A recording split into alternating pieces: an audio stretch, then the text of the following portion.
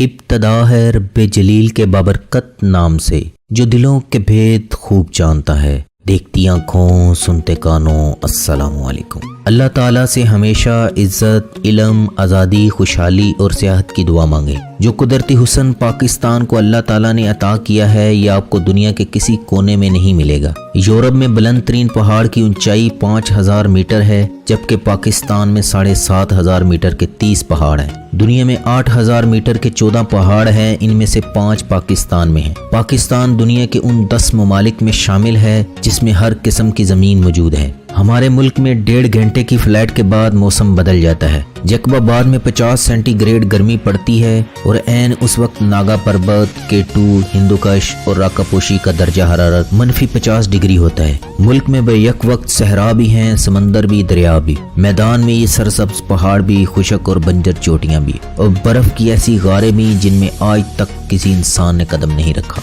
اس میں جدید ترین تہذیب 5000 سال پرانی سویلائزیشن کے ساتھ سانس لیتی ہے۔ اس میں موئنجو دڑو بھی ہے، بدھ مت کی قدیم یونیورسٹی بھی، اور سکھ مذہب کے بانی بابا گرو نانک صاحب کی جائے پیدائش بھی، اور ایسے پہاڑ بھی جن کے پتھروں پر آج تک طوفان نوح کے نشان موجود ہیں۔ دنیا میں اس وقت 200 کے قریب ممالک ہیں، جن میں پاکستان ایک ملک ہے جو روس سے کم از کم 10 گنا چھوٹا، لیکن اس کا نہری نظام روس کے نہری نظام سے 3 گنا بڑا ہے۔ پاکستان دنیا میں مٹر کی پیداوار کے لحاظ سے دوسرے، خوبانی، کپاس، گنے کی پیداوار کے لحاظ سے چوتھے، پیاز اور دودھ کی پیداوار کے لحاظ سے 5ویں، کھجور کی پیداوار کے لحاظ سے 6، آم کی پیداوار کے لحاظ سے 7ویں، ٹیکسٹائل اور چاول کی پیداوار کے لحاظ سے 8ویں نمبر ہے۔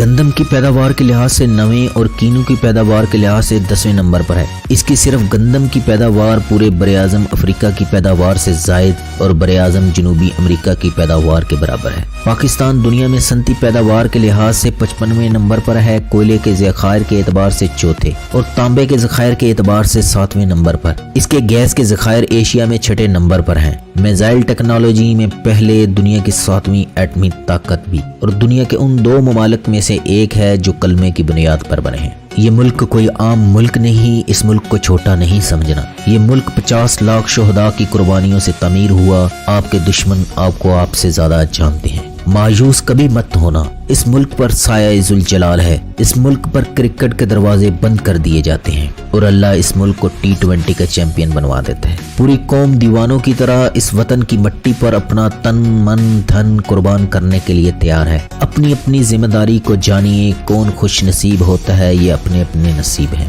ہمارا K2 اکیلا ہمارے تمام قرضے اتار سکتا ہے، لیکن ہم نے کبھی اس کی طرف توجہ نہیں دی۔ ہم فیری میڈوز سے اربوں روپے کما سکتے ہیں، ہم نے آج تک اس پوٹینشل کو استعمال نہیں کیا۔ ہم صحت کو انڈسٹری نہیں بنا سکے۔ آج ہم وطن عزیز کا وہ رخ پیش کرنے کی کوشش کریں گے جو دوسروں کی نظروں سے اوجھل ہے۔ جائیے گا نہیں کہیں۔ ویڈیو کا باقاعدہ آغاز کرنے سے پہلے تمام نئے آنے والوں سے YouTube پر ہمارا اسپائڈر بل چینل سبسکرائب کر لیں۔ شاہراہ قراقرم چین اور پاکستان کے انجینئروں کا کمال ہے۔ یہ 1300 کلومیٹر شاہراہ ہے، 806 کلومیٹر پاکستان اور 494 کلومیٹر چین میں، جو حویلیاں سے شروع ہو کر چین کے شہر کاشغر پہنچ کر ختم ہوتی ہے۔ یہ دنیا کی شاندار اور حیران کن سڑکوں میں شمار ہوتی ہے۔ چین اور پاکستان کے 25,000 کارکنوں نے سنگلا پہاڑ توڑ توڑ کر بنائی ہے۔ اس کی تعمیر کے دوران سینکڑوں لوگ مارے گئے۔ یہ 1979 میں چین کا جدید ترین دنیا کے ساتھ پہلا زمینی رابطہ تھا۔ اس سڑک نے پاکستان اور چین کے لوگوں کی زندگی میں شاندار کردار ادا کیا۔ چین 80 کی دہائی تک دنیا سے کٹا ہوا تھا۔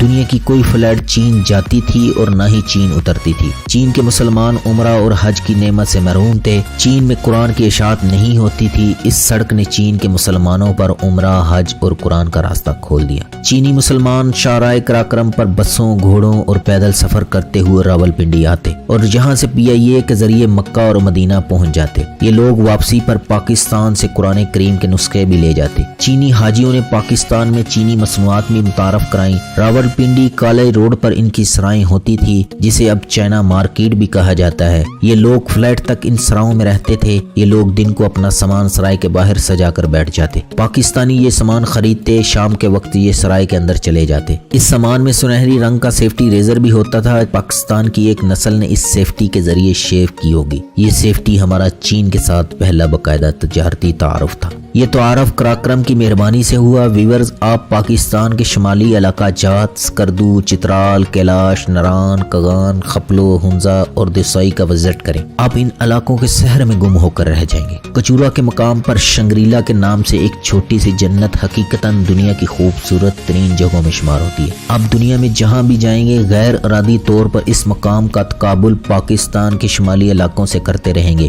اور آخر میں ہر بار اس نتیجے پر پہنچیں گے ہمارے علاقے یورپ سے زیادہ خوبصورت ہے۔ اللہ تعالیٰ نے شمالی علاقہ جات کی صورت میں زمین پر جنت کا عکس اتارا ہے۔ آپ کو شفاف پانی کے بے شمار چشمے، آبشاریں، جھیلیں ملتی ہیں، سیبوں، خوبانیوں کے درخت۔ آپ ایک مرتبہ خوبانی کھا لیں پھر کبھی اس کا ذائقہ بھولیں گے نہیں۔ کیلاشی دوشیزائیں پریوں کی طرح رنگ برنگے پیرہنوں میں ملبوس حیرانی سے سیاحوں کو دیکھتی ہیں اور کئی سیاحوں کو دیکھتے ہی کسی درخت یا دیوار کی اوٹ میں ہو جاتی ہیں۔ کیلاشی جو سکندر اعظم کے وارث مانے جاتے ہیں، سالانہ چلم جوشی میلے میں رقص اور مذہبی رسومات ادا کرتے نظر آتے ہیں جو مئی کے مہینے میں ہوتا ہے۔ یہ لوگ ایک میدان میں اپنا ثقافتی لباس پہن کر ڈھول کی تھاپ پر مقصور رقص کرتے ہیں اور ہم میں سے جس شخص نے جاگتی آنکھوں سے گلگت بلتستان کے ضلع دیر میں واقع پاکستان کی دوسری اور دنیا کی نویں بلند ترین چوٹی ناگا پربت کے عین دامن میں فیری میڈوز نہیں دیکھی، وہ بدنصیب انسان ہے۔ آپ کو بے شمار ملکی اور غیر ملکی سفر ناموں میں اس کا تذکرہ ملے گا۔ کراکرم کے ایک طرف بلند و بالا پہاڑ ہیں، دوسری طرف گہرائی میں دریا سندھ۔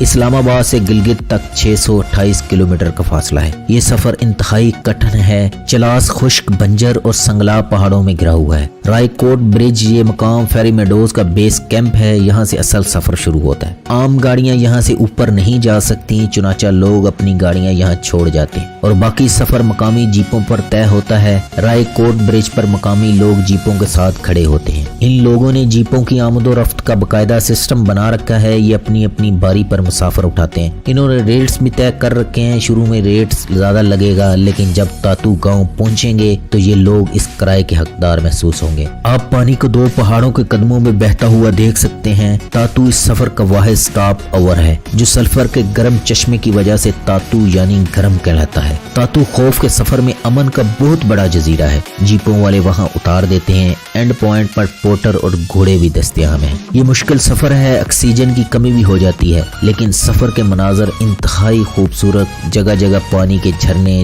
چیڑ اور پائن کا جنگل ہے۔ دور ناگا پربت کی چوٹی بھی نظر آتی ہے۔ آپ جنت کے دروازے پہ کھڑے ہوتے ہیں جس کو انگریزوں نے پریوں کی چراگاہ یعنی فیری میڈوز کہا تھا۔ یقیناً اس جگہ میں کوئی ایسی خوبی ضرور ہے جو یورپ میں نہیں۔ وہ خوبی کیا ہے؟ ایک موڑ کے بعد فیری میڈو آ جاتا ہے۔ پہاڑوں میں گم ہزاروں سال پرانی جنت آپ کے سامنے آ جاتی ہے۔ آپ 16-17 ہزار فٹ کی بلندی پر دنیا کا عظیم ترین پہاڑ ناگا پربت آپ کے سامنے بادلوں کی چادر سرکتی ہے۔ بلندیوں پر برف نے سفید ابا اوڑھ رکھی ہے اور اس کے درمیان فیری میڈو ہے۔ ایک چھوٹا سا سرسبز میدان، لکڑی کے چند مکانوں کے گرد جھرنے، ندیاں اور چشمے بہہ رہے ہیں۔ ارد گرد گھوڑے اور بھیڑیں چرتی ہیں۔ ایک ندی جھیل میں اترتی ہے۔ جھیل کی سطح پر درختوں کا سبزہ، پیچھے تراہیاں اور جنگل میں اٹھتا دھواں جو ماحول کو مزید رومانٹک بنا دیتا ہے۔ فیری میڈو ایک طویل، جیتی جاگتی، دھڑکتی ہوئی پینٹنگ ہے۔ آپ اس کیفیت میں کتنی صدیاں گزار دیں گے کاؤنٹ نہیں کر سکیں۔ اس کو دیکھنے میں کوئی ایسا منتر ہے، ایسی بے شمار خوبیاں ہیں جس سے امریکہ اور یورپ محروم ہے۔ فیری میڈوز میں ہٹ کی شکل کے ہوٹل ہیں۔ ان ہٹ سے ناگا پربت پوری طرح ناگا نظر آتا ہے۔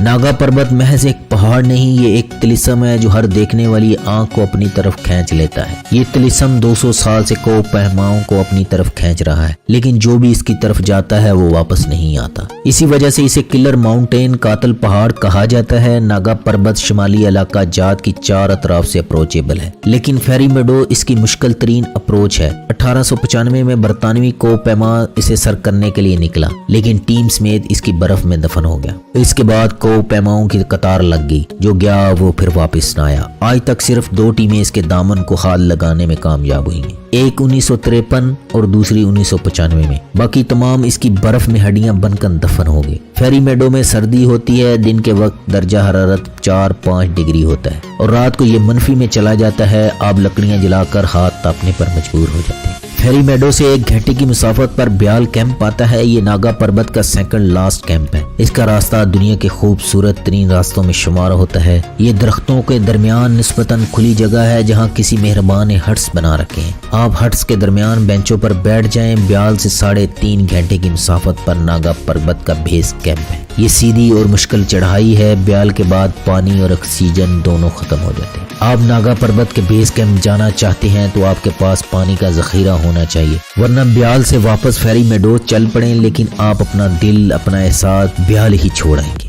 जहाँ जिंदगी की कोई टाइम लाइन नहीं, कोई डेड लाइन नहीं, जहाँ कोई बिल नहीं, कोई फोन कॉल और कोई गुरती ही आंख नहीं, जहाँ किसी का इंतजार नहीं, जहाँ वक्त बर्फ में जमकर ठहर जाता है। ये अजीब जादू नगरी है। अब वापसी के लिए बाबूसर टॉप की तरफ मुड़ जाएं। बाबूसर टॉप शुमाली इलाका जात का बुलंद तरीन दर्रा है। इसके एक तरफ गिलगित बल्तिस्तान और दूसरी तरफ कागान की वादियां हैं। बाबूसर टॉप पर साल के 12 महीने बर्फ की तहें जमी रहती हैं। आपके सामने बाबूसर टॉप की सफेद पोस्ट चोटियां, दाएं हाथ बर्फ और बाएं हाथ गिलगित बल्तिस्तान की वादियां और पहाड़ है। ये भी आपकी जिंदगी का एक शानदार लम्हा होगा। ये भी तस्वीर बनकर आपके जहन में महफूज हो जाएगा। लेकिन इससे भी ज्यादा शानदार मंजर जो ही बाबूसर टॉप की दूसरी तरफ मुड़ेंगे, दरियाए कुनहार की वादी अपना घूंघट आपके सामने खोल देगी और मुंह से बेख्तियार चीख निकल जाएगी। ये एक लाइफ टाइम तजर्बा होगा। सामने दर्जनों सफेद पोश पहाड़ियां, पहाड़ों की चोटियों पर बर्फ, डलवानों पर सब्जा और सब्जे की आखिरी लाइन पर पानी का ये लाजवाब मंजर है। ये पिक्चर पोस्ट का मंजर है। कदमों में दूर तक नदी बहती है और ऊंचाई से यूं महसूस होती है जैसे किसी शरारती बच्चे ने टेढ़ी मेढ़ी लकीर खींच दी हो।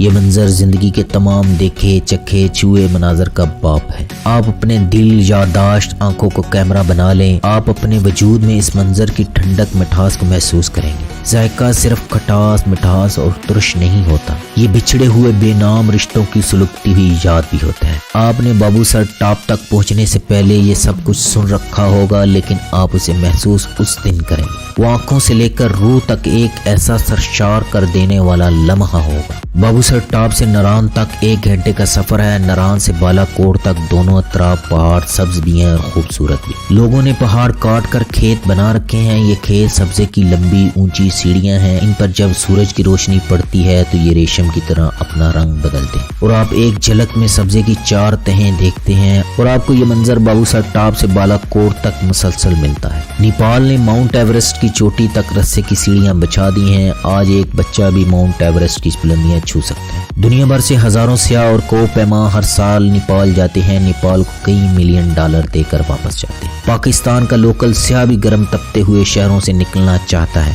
लेकिन इसके लिए रहनुमाई का कोई निजाम है और ना ही सड़क। चुनाचा ये कड़ाई गोश्त खाकर अपनी गर्मियां लाहौर, कराची, पेशावर, कोयटा में गुजार देता है। हम अगर सियाहती सनत को डेवलप करें तो हम खुशहाल भी हो सकते हैं, लेकिन इसके लिए विजन और फोकस चाहिए और हमारी क़यादत में इन दोनों का फुकतान है। ये अपनी हिरस के नागा पर्वत को पजामा पहनाने में मसरूफ हैं। इन्हें पाकिस्तान का नागा पर्वत खाक नजर आएगा। ये थी पाकिस्तान के मुतल्लक मेरी अदना सी कोशिश। आप अपने दोस्तों के साथ शेयर करते हुए अपनी राय का इजहार करें। मुझे दें इजाजत। फी अमानिल्लाह। पाकिस्तान जिंदाबाद।